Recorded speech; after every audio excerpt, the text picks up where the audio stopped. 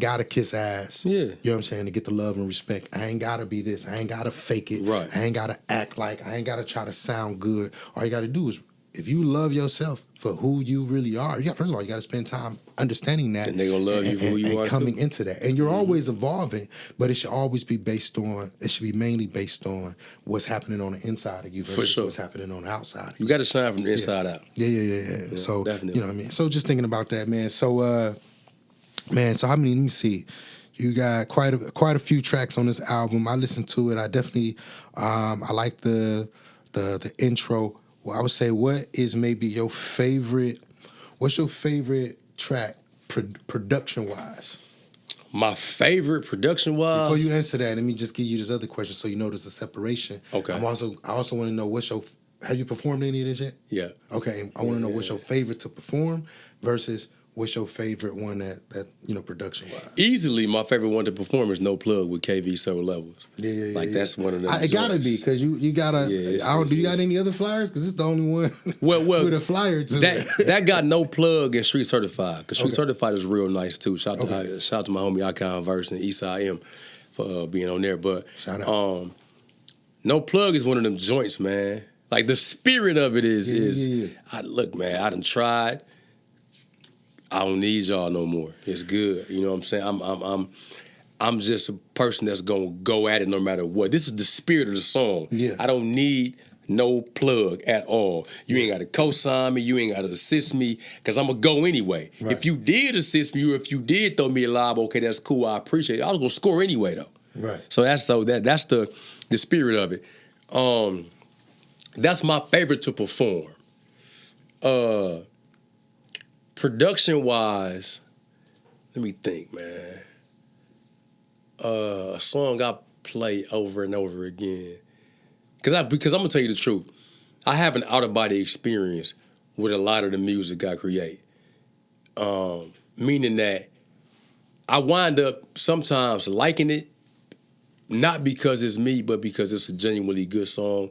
Or I wind up disliking it, not because I'm overly critiquing it but because I just don't like it like I thought I would when I recorded it. Right. Like, I ain't really feeling this no more. Right. And you constantly in competition with yourself. Yeah, right. So it's like, I could have said this. You know what I'm saying? Yeah. But that's because we constantly growing. Right. Glacially. And we may hear something that may say, I could have said this. Well, you didn't hear it at the time you wrote this, so it wouldn't happen. But probably Facts About Facts. It got my cousin on there, man. He I can't call him my little cousin because he's bigger than me, but I call him my younger cousin. But man, one of my best friends, honestly. And he told a couple of stories that I didn't even remember. I didn't even know he remembered because he's 4 years younger than me. So when that happened, I was about 10 or 11. A lot of them happened I was 10 or 11 or 12, and he was like 9 or 10. I'm like, now you remember that? So definitely Facts About Facts. Yeah. Facts About Facts. So. Definitely have to check that out. And so, all right, we gotta get out of here. But last question, man. Let's talk about what it means to be Brad Facts, in the sense that I have an understanding that it's about being an honest, genuine person who keeps it real. And you know what I mean? Just from dialogue that we had, I understand that that's the brand. Yeah. And so what does it mean for you to be that? Like, why is it so important to you? You know what I'm saying? To be about the facts and always remain genuine. Honestly, because I messed up a lot, man, over time. You know, coming up, I had good morals. I have good morals. I was raised with good morals and good values, and I deviated from those morals and values in an attempt to be something I wasn't. You know what I'm saying? And I became something that I wound up not even anticipating I would become. You know, whether it be a felon or whether it be a quote-unquote street nigga, whether it be any of that. And that's not to say I didn't love who I became. I don't love the people who I met and came up with, because they all sharpened me. Some of them dulled me to some degree too, because they didn't really believe in my dreams, or they didn't support the dreams, meaning that they laugh at you sometimes. People are like, oh, man, you want to be this, you want to be that? Man, this where you belong. And they'll fuck you up, you know what I'm saying? So I want to encourage everybody to keep dreaming. But I messed up a lot, and I learned that the mistakes, the mishaps, the shortcomings are just as important as the times where you feel perfect or you feel like I'm good or I'm better than this or better than what I was.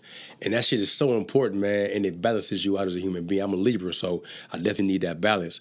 But I started to focus on a lot of my weaknesses and a lot of my character flaws and shortcomings. And I said, man, if I can get as comfortable with this shit as I am about my strengths or the things that people like about me, I'd be unstoppable. Right. You know what I'm saying? Right. And that's what I did. So I started to become as comfortable and as vocal about the things I'm not that good at or I'm not that confident in as I am the things that I'm good at and confident in. So I feel you. That's definitely the thing, man. And I always say you gotta learn to take your punishments the way that you take your rewards. Yeah.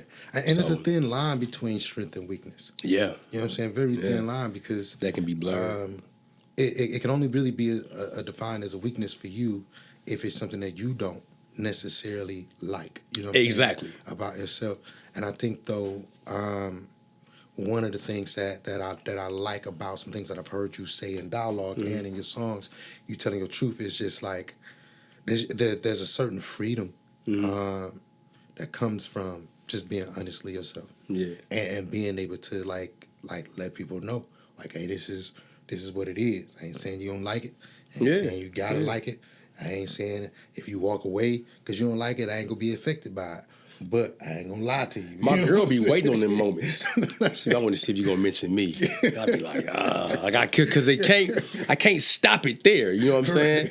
Right. I can't stop it. It's like on the song Affirmation, I said, I've been faithful to my niggas, ain't never turned my back, but been unfaithful to my chick. Where's the integrity in that?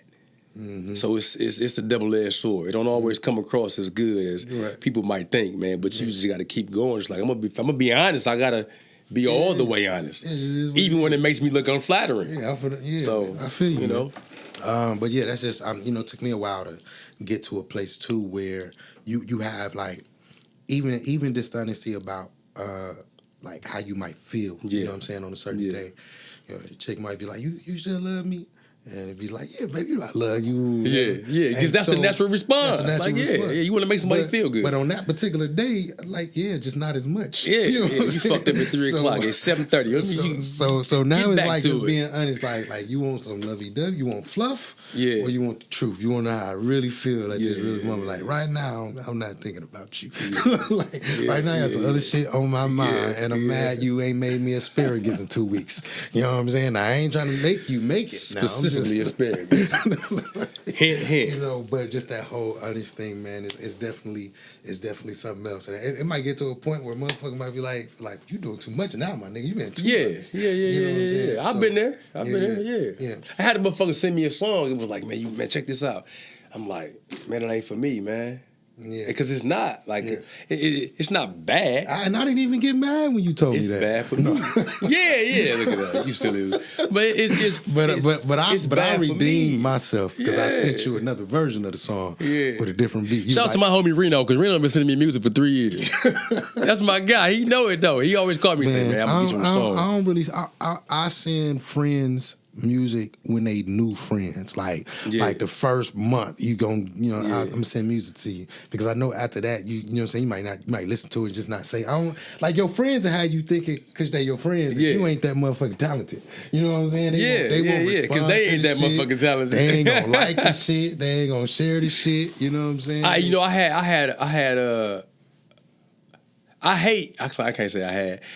when the motherfucker be like, hey man, I heard you on this, dog. Check this out. And it's whack. Yeah. Like, you heard me on this? Right. This is some bullshit.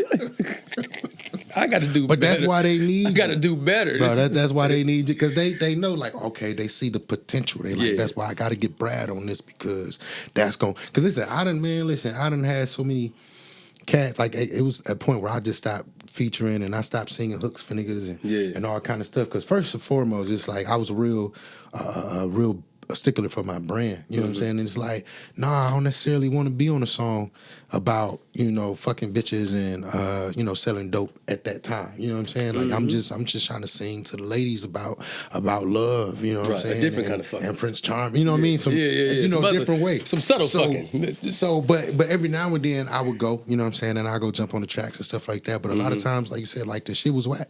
The shit was whack. Yeah, and I knew I made that song what it was. Like, you know what I'm saying, my voice but then a person had to allow me to be creative because sometimes cats be like, oh, I want you to do it just like this. And I'm like, this nigga. I never do that. Like, this nigga ain't no singer. It's funny you say that, bro, because I never do that. Yeah. Shout out to my homie Day One, man. Day One, he up north right now. As a matter of fact, I take that back. He not up north. He on 10th Street, but he locked up though. He MSDF. Yeah. Okay. Probably one of the most talented guys, man. Yeah. Man, dog, singing and rapping. I met the nigga in the vent in the joint in the hole. Yeah. 20 years ago, no lie. Nigga, dog, I'm telling you, he on the Affirmation, he on Hourglass, he on Field of Fire. Man, Day One is like a jewel. Like, dog is a gem. And I wish he understood how important he is to this culture, dog. He just stayed locked up and shit. So shout out to my homie, man. I love him to death. He better know that. Yeah, so shout out to everybody, man. Again, this is Brad Facts. You can definitely go catch the Power, Purpose, and Principle album on YouTube and on all platforms. Definitely. A couple other projects out there, too. Facts of Life 2, that's on the stream, on the stream platforms. Facts of Life 1 isn't, but you can go check it out. On SoundCloud. And listen, man, we rocking the principle. You know what I'm saying? Yep, that's it. I'm just just waiting for season 2 of the 3 Ps.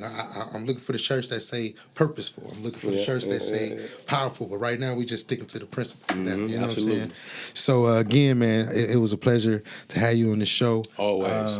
What was supposed to be 15 minutes is going on 45. Is it? Yeah. But that's just that's how. That's me and you, man. That's how it goes. Yeah, that's me and you. We said at the start was for 3 hours. 2 wise, long-winded brothers. You know what I'm saying? With so much to contribute to the world, and we putting this whole thing out. This whole thing is going out. So definitely. So again, man, y'all make sure y'all stay tuned to the In Conversation podcast. This is the Genesis series, part 1. Ladies and gentlemen, Brad Facts.